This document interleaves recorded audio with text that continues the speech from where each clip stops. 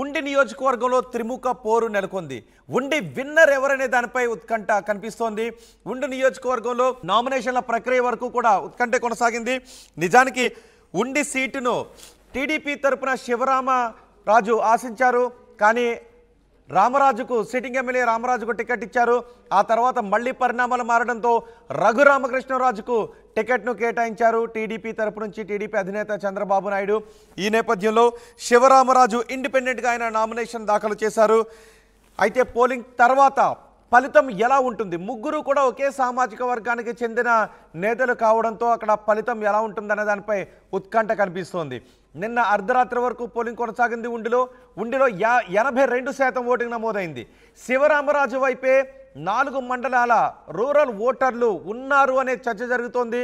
రఘురామకు పూర్తి వ్యతిరేకంగా ఎస్సీ సామాజిక వర్గం పనిచేసిందనే చర్చ కూడా జరుగుతోంది.